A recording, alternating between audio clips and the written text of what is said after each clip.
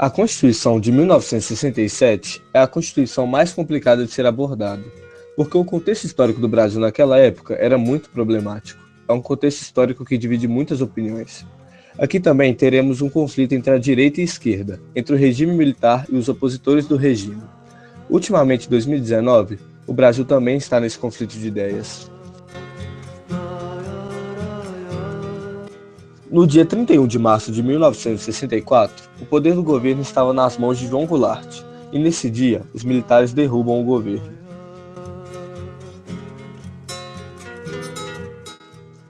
Esse governo vinha propondo reformas de base, porém essas reformas eram vistas como de esquerda pelo Exército Brasileiro, o que era uma visão muito complicada, já que estava em momentos de Guerra Fria, Revolução Cubana, entre outros, o que acarretava em uma visão e um contexto histórico muito problemático para a época. Com essa visão do Exército Brasileiro, eles decidem derrubar o governo de João Goulart. Esse contexto histórico, para alguns, trata-se de um golpe militar, onde os militares depuseram o governo, que foi democraticamente eleito, por uma via militar, uma via que utilizava de armas, bombas, violência e força.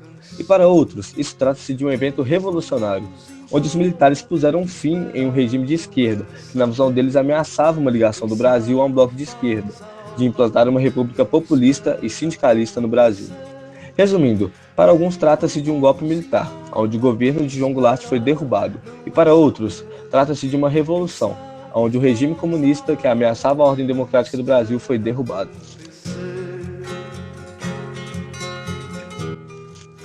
Os militares chegam ao poder em 64, na figura do Marechal Humberto de Alencar de Castelo Branco, e é esse cara aí que vai mandar elaborar a Constituição que falaremos nesse vídeo.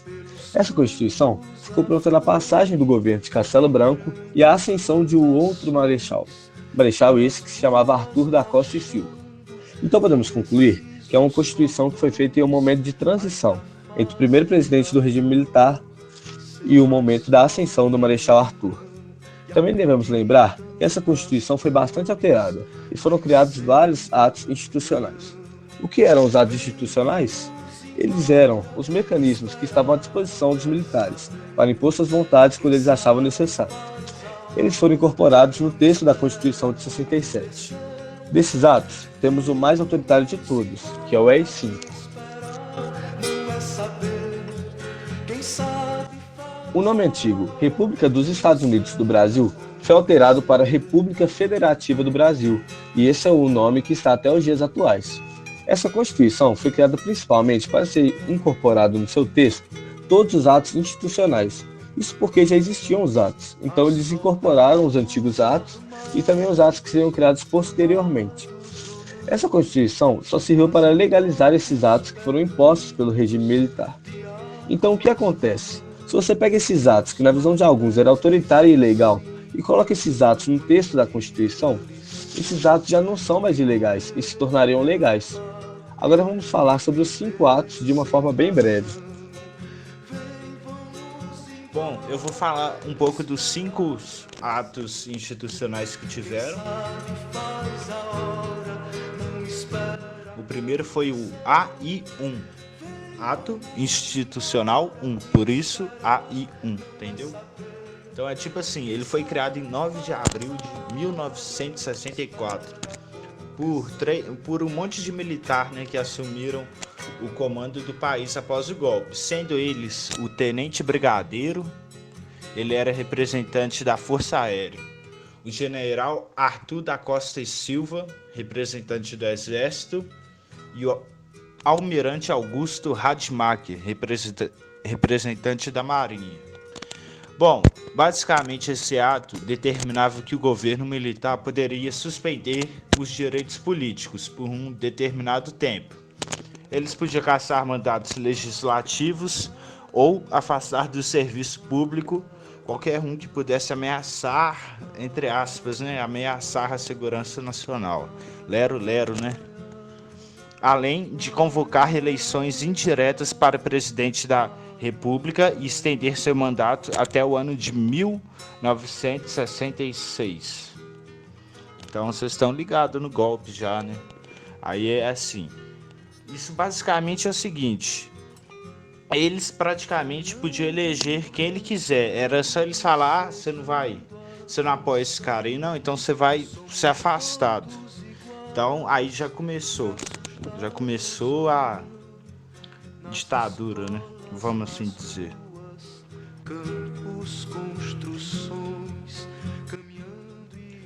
Bom, agora eu vou falar um pouco do AI-2. Eu já sei que você sabe o que é AI, porque eu expliquei, né? Se não souber, é só levantar a mão. Tô brincando, faz isso não. Então tá, voltando ao assunto. O AI-2, ele foi posto em prática no dia 27 de outubro de 1965, após as eleições estaduais que haviam ocorrido e mostrado resultados muito antagônicos ao esperados pelo regime, já que o mesmo regime esperava uma vitória em sua maioria de candidatos votados à direita. Um dos setores que apoiaram o golpe do ano anterior, é claro. E tanto no estado de Minas Gerais quanto no do Rio de Janeiro, os candidatos eleitos possuíam ligação com a figura de João Goulart. Forte ligação, né? Então, como resposta a esses resultados inesperados, a junta militar elaborou o AI-2, que eu vou falar agora. Basicamente, ele botava o fim do pluripartidarismo no Brasil, ou seja, extinguia todos os partidos políticos existentes na época, mas para manter um ar democrático, entre aspas, para falar que não é ditadura não. Aí eles criaram o quê? 2 partidos, a Arena, que representava o governo, e o MDB, que se tratava apenas de uma fraca oposição controlada pelo governo. Esse ato institucional, ele também ampliava os poderes do presidente. Alguns deles são o fato dele poder decretar estado de sítio por 180 dias sem aprovação prévia do Congresso Nacional, a possibilidade de emissão de decretos complementares ligados à segurança nacional e a possibilidade de demitir funcionários que não se adequassem ao governo. A partir desse ato, então, vocês podem estar ligados aí que já começou a apertar um pouquinho mais, o governo ficou mais bruto, né? Vamos assim dizer, o presidente ficou mais bruto, falando formalmente, né? Então é isso.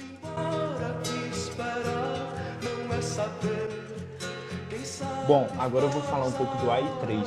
Ele foi formulado em 5 de fevereiro de 1966. Uma das principais determinações era que as eleições para governador e vice-governador passariam a ser realizadas de forma indireta, sendo definidos pelos votos dos integrantes das assembleias estaduais. Após a escolha, cada governador poderia escolher quem assumiria o cargo de prefeito da capital de seus respectivos estados, criando, dessa forma, uma rede de controle de alinhamento ideológico seguro de modo a evitar desavenças entre os governadores e os prefeitos dessas capitais.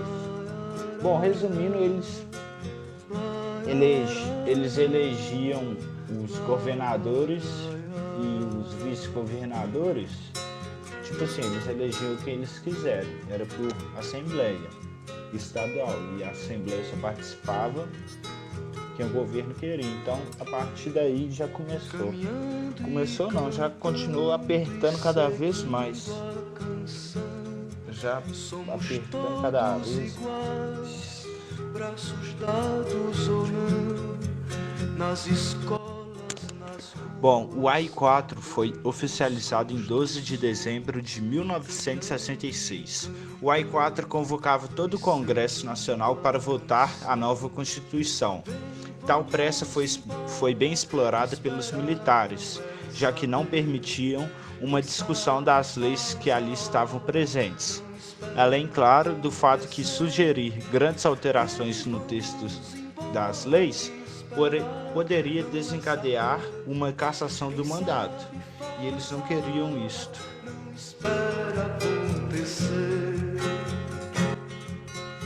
Bom, o AI-5 é o último ato e foi o mais pauleiro, né? aí que começou não, né? Mas aí que com este ato que começou, vamos dizer, a balbúrdia, né? Bom, ele foi emitido em 13 de dezembro de 1968. Foi o marco inicial do período mais sombrio do regime militar. Era um instrumento que buscava o controle da massa populacional por meio da intimidação e do medo. Poderia ser aplicado contra qualquer um que supostamente representasse uma ameaça à segurança e soberania nacional. Ele possuía 12 artigos, mas os principais pontos são: não era mais permitido o habeas corpus em casos de prisões decorrentes de crimes políticos. Ou seja, você não podia falar nada com o governo, se não era um crime político, e você ia ser preso e não ia ser solto. Basicamente é isso, você não ia ter o habeas corpus. Bom, eles fecharam simplesmente o Congresso Nacional. Ele esse teatro dava o poder ao presidente de decretar estado de sítio por tempo indeterminado, ou seja, balbúrdia demais. Permitia também que o chefe do executivo demitisse pessoas do serviço público, além de poder cassar mandatos, confiscar bens privados e intervir em todos os estados e municípios da nação.